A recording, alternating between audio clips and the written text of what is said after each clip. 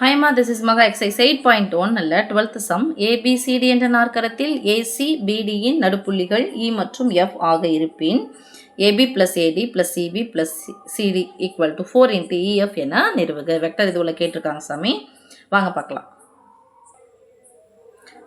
ஓகேம்மா, இப்போ ஒரு நாற்கரம் வரைஞ்சிருக்கோம். அந்த நாற்கரத்தில் OA வெக்டர் நிலைப்புள்ளினா இருப்போம் A வெக்டர், OB நிலை வெக்டர் B வெக்டர், C நிலை வெக்டர் வந்து C வெக்டர், டிக்கு வந்து நம்ம டின்னு எடுத்துக்கலாம். தனியாக எழுதலாம், நான் அப்படியே எழுதிக்கிறேன், இதில் எழுதிக்கிறேன். ஓகே, இப்போ ஏசி என்ற மூலைவிட்டத்தினுடைய மையப்புள்ளி இ, பிடி என்ற மூலைவிட்டத்தினுடைய மையப்புள்ளி எஃப். நான் ரெண்டுத்துக்கும் கொஞ்சம் இதுவும் பார்த்து எழுதியிருக்கேன், அளவு ஓகேனா பாருங்கள். இல்லை உங்களுக்கு எப்படி தோணுதோ அப்படி, எப்படி நீங்கள் அந்த நாற்கரம் வரைகிறீங்களோ அதுக்கேற்ற மாதிரி தான். ஓகே, இப்போ அவங்க கேட்டிருக்கிறது என்னன்னா AB vector plus AD vector plus CB vector plus CD vector equal to 4 into EF வெக்டர்னு சொல்லிட்டு நிரூபிக்க சொல்லிட்டாங்க.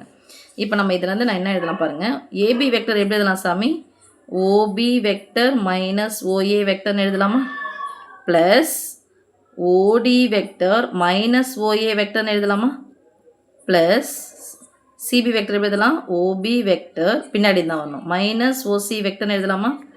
Plus OD vector minus OC vector equal to 4 into EF தான் பார்க்கலாம்.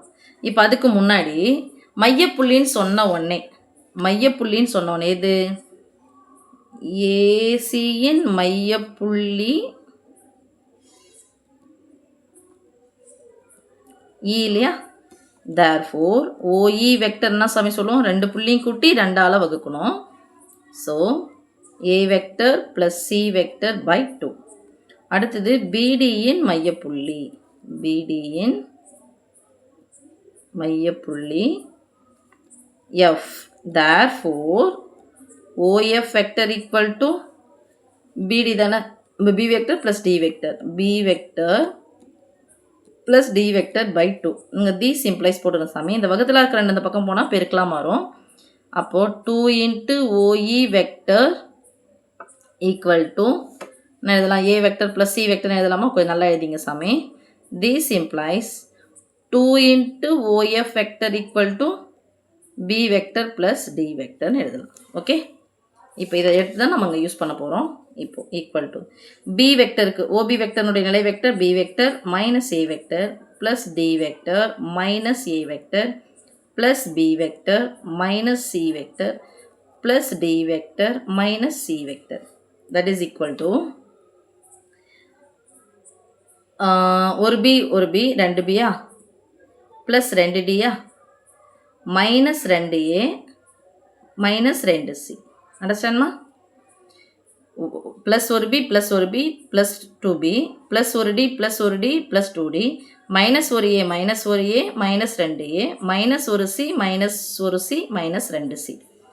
இப்போ பாருங்கள், 2 இப்போ காமனாக எடுத்துக்கலாமா? 2 into B vector plus C vector D vector minus 2வை காமா எடுக்கலாம். எடுத்துகிட்டு என்ன இருக்கும்? A வெக்டர் பொதுவாக எடுத்து என்ன பண்ணணும்? ப்ராக்கெட் போட்டால் கேன்சல் பண்ணணும். அது நீங்கள் சின்ன கிளாஸ்லேயே உங்களுக்கு அழகாக சொல்லி தரதுனால அது உங்களுக்கு புரிஞ்சிருக்கும். பொதுவாக எடுத்துட்டோன்னா ப்ராக்கெட் போட்டால் கேன்சல் பண்ணும். ஒன் டைம் இதே மைனஸ் 2 எடுத்துகிட்டு மைனஸ் தூக்கியாச்சு. ஒன் டைம் மைனஸ் எடுத்துகிட்டு அங்கே இருக்கும் plus A plus C that is equal to 2 into இங்கே பாருங்கள் சாமி, B ப்ளஸ் சிக்கு பதிலாக 2 into OFன்னு போடலாமா? ஏசிக்கு பதிலாக A ப்ளஸ் சிக்கு பதிலாக போடலாம் 2 into OAன்னு போடலாம். அப்போது 2 into OF மைனஸ் 2 into ஏசிக்கு பதிலாக A ப்ளஸ் சிக்கு பதிலாக என்ன போடலாம்? 2 into OAன்னு போடலாம். ஓகே, ஸோ 2 2s எவ்வளோ சாமி? 4 into OF vector minus 4 into OE vector. இப்போ 4 வெளியே எடுத்துடலாமா? 4 into OF vector minus OE vector that is equal to 4 into ஃபஸ்ட்டில் வந்துக்கிறத கடைசியில் போடுவோம், கடைசியில் வந்துக்கிறத ஃபஸ்ட்டு போடுவோம். EF vector 4 into EF vector இதான் நிரூபிக்க சொன்னாங்க. Hence proved. ஓகே சாமி, தேங்க்யூ.